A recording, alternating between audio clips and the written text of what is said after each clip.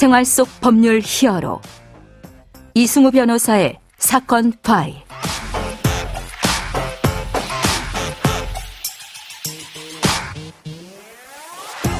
안녕하세요. 이승우 변호사입니다. 각종 사건 사고에서 여러분을 구해드리겠습니다. 오늘 열어볼 사건 파일은 음주운전 관련 사건입니다.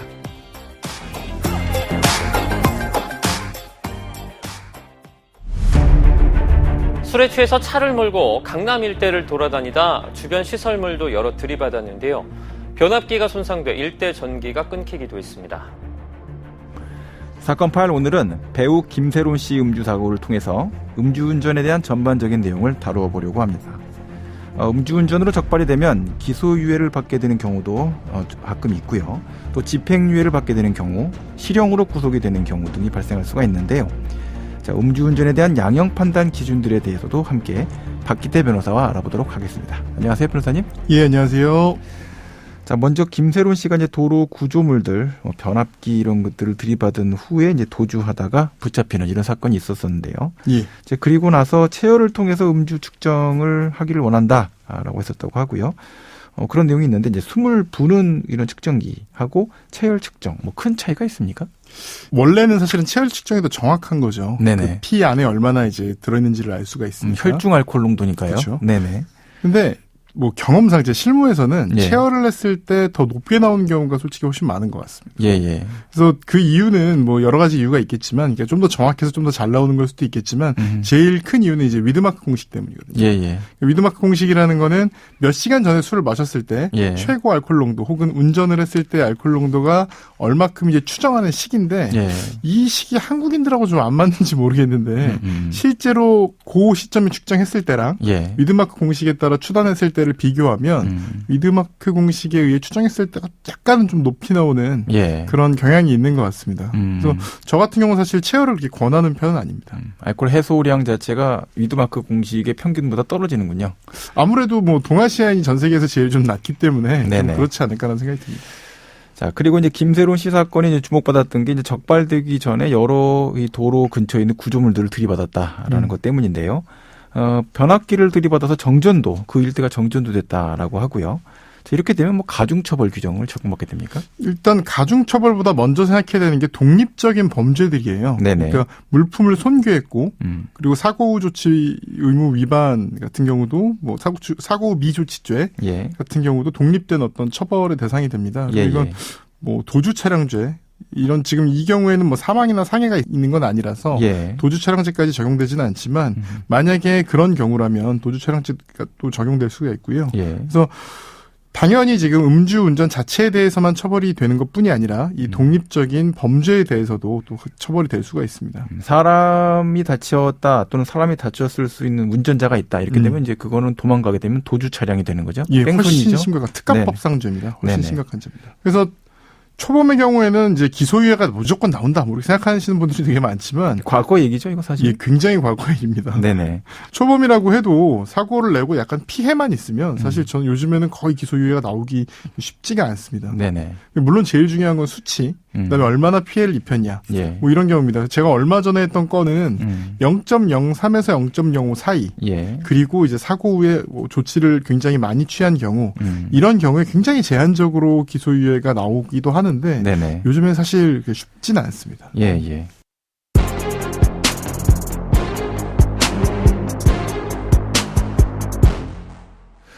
청취자분들도 이제 음주운전 양형에 대해서 이제 궁금한 점들이 많으실 것 같아요. 음주운전으로 사고가 안 난 경우, 이거는 음주운전 사고 없이 음주운전만 했다라고 할 경우에 실형 없이 이제 바로 집행유예가 나오는 경우가 많은지, 또 그때 양형 기준은 어떻게 되는지, 뭐 이런 것들이 좀 궁금하신 것 같습니다. 이제 대부분은 사실 초범의 경우에는 네. 이제 뭐 구약식으로 해서 벌금이 나오는 경우가 많고 수치가 많이 높은 경우에는 뭐 집행유예가 나오는 경우도 있습니다. 예.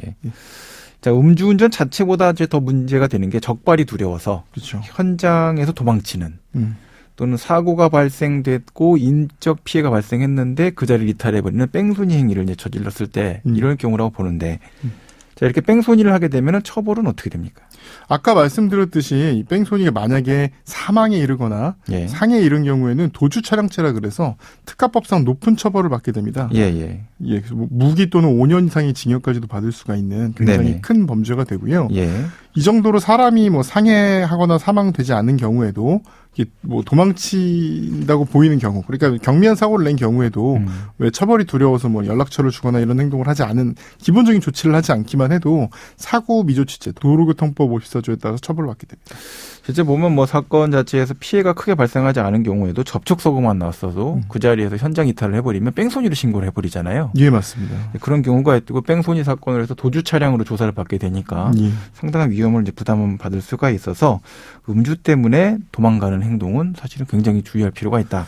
이런 사실 생각이 드네요. 예, 보다 보면 긴가민가한 경우도 많거든요. 예, 예. 그러니까 이게 사고가 난 건지 안 난 건지 긴가민가한 경우들이 많은데 네네. 이런 경우에도 지금 조금이라도 음주 상태가 의심되는 상황이라면 그때 그냥 넘어가려고 하지 마시고 그때 이제 제대로 좀 보수적으로 생각을 하고 이제 처리를 하시는 게 좋습니다. 질문 주신 것 중에 이제 보면 이 집행유예 기간 중인데 네. 음주로 집행유예를 받았다는 얘기죠. 네. 또다시 음주운전 적발되면 어떻게 가중처벌됩니까? 이런 질문을 주신 분이 있어요. 어떻습니까? 일단 집행유예 기간이라면 아주 높은 확률로 무면허일 겁니다. 네네. 면허 정지나 면허 취소 상태일 그럴 테니까요. 가능성이 매우 높겠죠. 예, 그러니까 무면허 음주운전을 집행유예 기간 동안에 했다. 예. 이거는 뭐 실형을 피하는 것이 굉장히 이례적일 정도로 거의 실형이 나오고 실형이 나온단 말은 집행유예 기간에 있었던 기존의 범죄까지 같이 그 형량까지 같이 이제 처벌을 받게 되거든요. 그러니까 더 많이 살게 된다는 얘기죠. 예. 그래서 뭐 다만 이제 문제되는 건 사실 집행유예 기간 같은 경우는 뭐 굉장히 심각한 상황이라 네. 할 수 있는 일 최대한 해서 어떻게 형량을 줄이는 걸 목표로 가셔야 되고요. 다만 집행유예 기간이 아니라 누범인 경우들이 있습니다. 예, 예. 그러니까 이제 뭐 10년, 20년 전에 이제 한 경우도 다 기록이 어쨌든 남아는 있죠. 네네. 이게 기록이 남아 있는데 이런 경우에도 가중처벌이 되느냐? 실무에서 굉장히 됩니다. 예. 이게 뭐 정말 10년, 20년 전에 단순 적발된 경우라고 하더라도 그렇죠. 재범이 되면 아까 말씀드렸던 뭐 기소유예는 당연히 안 되는 거고 이제 벌금형도 사실은 쉽지 않고 많은 경우에 집행유예로 나올 정도로 많이 올라가 있습니다. 예. 뭐 그렇게 무조건 몇 번 하면 얼마 이상을 해야 된다 이런 기준 자체는 뭐 위헌적인 성격이 있다고 해서 지금 그런 어떤 법으로 처벌받고 있지는 않습니다만 어쨌든 실무에서는 음주운전에 대해서는 점점 더 가혹해지고 있다는 거 기억을 해주셔야 될 것 같습니다. 네, 그러면 오늘 사건에 담긴 법적 포인트를 한 줄로 정리하고 다시 돌아오겠습니다.